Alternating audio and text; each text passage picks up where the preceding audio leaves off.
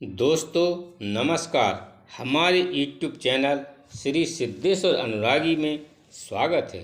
दोस्तों, दो सेठ थे।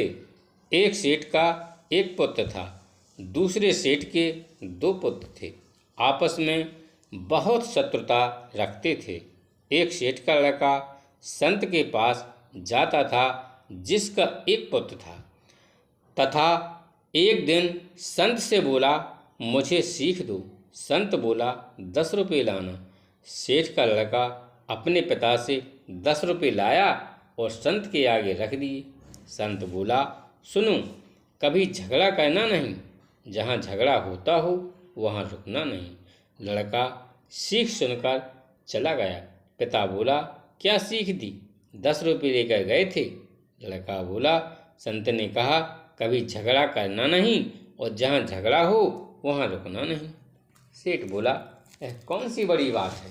यह तो सब जानते हैं और यह तो हमको भी पता था।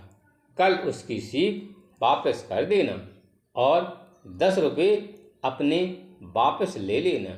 लड़का संत के पास गया और बोला, पिताजी कहते हैं हमको सीख नहीं चाहिए, पैसे वापस कर दो। संत ने कहा, ठीक है, झगड़ा करो और जहाँ झगड़ा होता है वहाँ देखो। 10 रुपये वापस कर दिए। अब सीख वापस हो चुकी थी। एक दिन झगड़ा हो रहा था।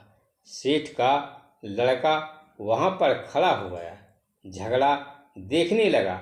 झगड़ा इतना बड़ा था कि दूसरे सेठ का एक पुत्र आ गया, जिसके दो पुत्र थे, और उन्होंने उस दूसरे सेठ के लड़के का नाम लगा दिया, जिसका एक पुत्र था।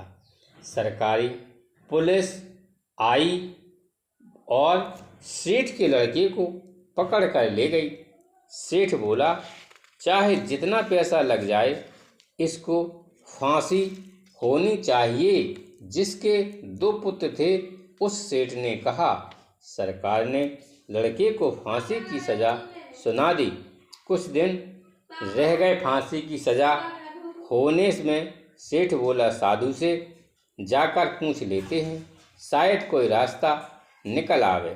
सेठ उसी साधु के पास गया और बोला, ऐसा हुआ है हमारे साथ, कोई छूटने का रास्ता बताओ। साधु बोला, सेठ 10 लाख रुपए लगेंगे और लड़के से एक बार मुलाकात करा दो। सेठ ने रुपए दे दिए और जेल में लड़के से मुलाकात हो गई और उसने लड़के को पागल बनने का मंत्र दिया। लड़का पागल बन गया। टट्टी पेशाब सिर पर मलने लगा। सब लोग कहने लग गए, लड़का पागल हो चुका है, पागल को फांसी नहीं दी जा सकती। इस तरह दिन बीत गए, फांसी का टाइम भी निकल गया। कहानी का मतलब है कि संसार में पागल बनकर तो कुछ दिन रह सकते हैं। सेठ ने 10 रुपये वापस ले लिए। जब झगड़ा हो गया तो 10 लाख दे दिए। 10 रुपये महंगे लगे और 10 लाख सस्ते लगे। संसार ऐसा ही है, स्वार्थ की दुनिया है। अपने काम से काम मतलब रखता है। दोस्तों, मेरी कहानी कैसी लगी? लाइक, शेयर और सब्सक्राइब करें। धन्यवाद।